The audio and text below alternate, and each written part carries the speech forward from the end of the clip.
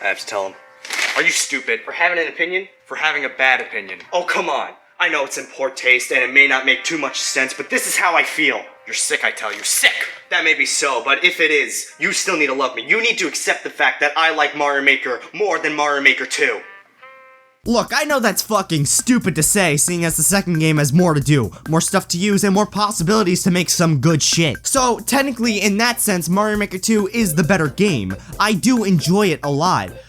But I enjoyed the first Mario Maker more. Look, before you go and dislike me and unsubscribe, hear me out, and just maybe, you can see it the way I do. We can first start off with these menus. The first game had style, it felt unique and was easy to follow, making for a cool looking menu system. The sequel, on the other hand, it's bland, boring, and minimalistic. Look, I have no doubt that some would prefer this, but the first game's is just nicer to look at in my opinion. Plus, the organization in the first game was treated way better than the sequel. Why is ID search over here instead of with the courses? Why isn't story mode on this menu with everything else? What is up with the me being over here instead of putting it up in the fucking corner where that other me is? None of it makes sense, I tell you! But menus are really a small part of an entire game, let alone a sequel, so what does this game change from the first game that has me not liking it all too much? Before I get into the actual course maker, I need to talk about Endless Mario. Why the fuck did they get rid of 100 Mario and 10 Mario Challenge? You see, what made 10 Mario Challenge and 100 Mario Challenge enjoyable was that it had an ending, and a reward, and satisfaction for beating the mode. I do understand the appeal of Endless Mario, but why is it the only option? An Endless mode is usually there when you have unlocked everything you could unlock within the game, so when you offer it right away, it's like, oh cool, the sense of progression is just never gonna be there. I know that's not the point of a game called Mario Maker, but if it was in the first game, why wouldn't you put it in the second game? I mean, don't get me wrong, there are some things to unlock within this game, but that's done through the story mode. And for the one mode that is new to single player, it is really enjoyable. I won't lie when I say I like the story mode. It's cute, it's simple, and it's harmless, something that benefits the game due to its nature. You're basically rebuilding Peach's castle by taking jobs and collecting coins from these jobs. Along the way, you can unlock other jobs from other people and even unlock shit from it.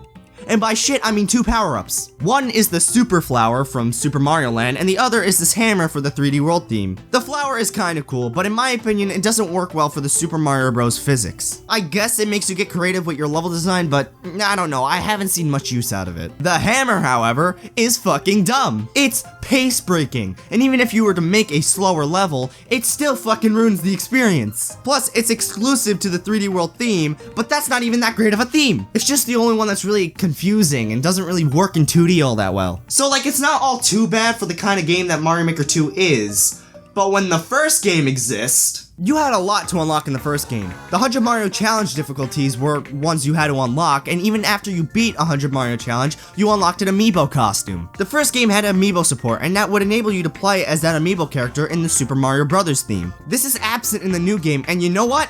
That's a fucking shame. These amiibo costumes, while they were just for aesthetics, they offered creative level designs. I played a Zelda level in Mario Maker 2, and you know what? It wasn't the same as playing one in the first one because I couldn't play as Link, goddammit! Plus, if you played the 10 Mario Challenge enough times, you unlocked the Nintendo World Championship levels. If you beat all those, you unlocked the Skinny Mushroom. If Mario collected that Skinny Mushroom, you got to see what he looked like if he abused drugs. I mean, is that in the sequel? No. What about the Fly Game Easter egg? Is that still here? No. Is the ability to make courses in a comfortable way still here? Fucking no! That's another thing I can get into. The point of Mario Maker is to make your own courses in the way you want them to be.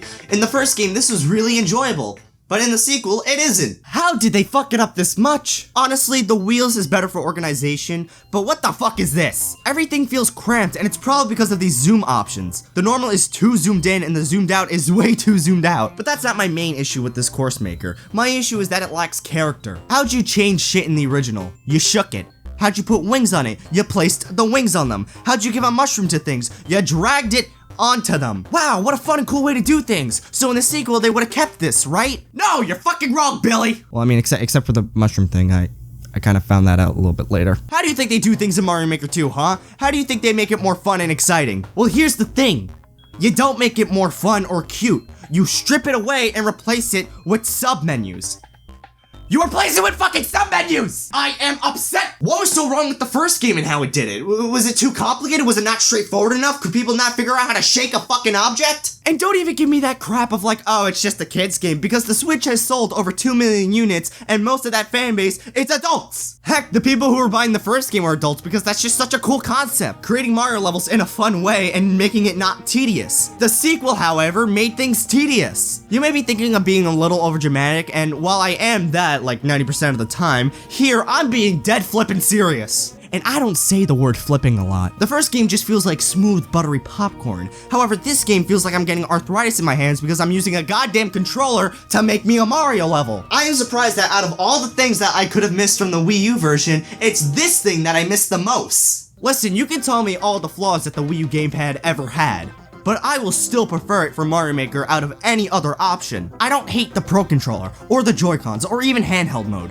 but nothing compared to how things were on the gamepad. Things felt more fluent, the stylus was a nice feeling, and while yeah, I could get a smartphone stylus for handheld mode, it won't be the same. Plus, the novelty of making courses with a touchscreen while looking at the bigger screen is always nice. While it's nice to be able to make courses literally anywhere, it sucks for the people who like to keep their Switch in the dock because they're either stuck with a controller or forced to unplug their Switch to deal with the poor battery life. But it's not even making courses that makes me miss the gamepad. It's also the fact that it was good for just playing the game with. The gamepad felt nice to play courses with, and it worked well with the D-pad aligning up with the buttons. But even if you could live without the gamepad, there is still one thing that the first game has over the second, and that was its box. This is what Super Mario Maker 2 looks like. And this is what Super Mario Maker looks like. What's inside Super Mario Maker 2? Oh, we got a game and a subscription to Nintendo Online that I accidentally paid for. Okay, now what's in Super Mario Maker's case? Well, first of all, it's a box, so bonus points. Inside this box, you get the game and this nifty booklet. Inside this book is a bunch of art from not only the game, but from some hand-drawn stuff too. You have the history on how the first few levels were made for the first game, and even codes for the electronic manual to help you out in making courses. There are even some secret codes that lead to messages from various artists behind Nintendo, and that's pretty neat. So, overall, what fucking happened, Nintendo? I know that Japan got the sketchbook and the stylus, and that's a good substitute, but the States didn't get that, so I'm looking at it from that perspective. So I've sat here for this many minutes talking about how the sequel isn't as good as the first, so that must obviously mean that I hate the game, right? Well, to put it simply, no. Mario Maker 2 is a good game. Heck, it's a great game.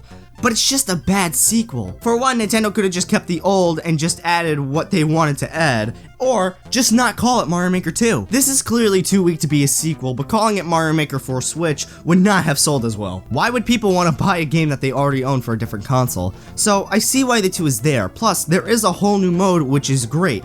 But the things that were heavily changed were changed for the worse. I can't tell you how upset I was when I tried making my first court and seeing how things were just a bit watered down, but I did get used to it and did make my own course. Plus, Super Mario Maker 2 has co-op and an online mode that barely works. So that's something that's really cool for the people who want to play together. Super Mario Maker 2 is a great game for the Switch. Heck, it was needed for a while now. I can't wait to see what they will continue to add in updates and what new levels people will be creating out there. But whether it's the first game or the second game that you don't like too much, you just gotta be thankful that it's nothing like the 3DS version. Wow, I think I get it now. You don't think it's a bad game at all, do you? No, it's good, really good, just not as good as the first.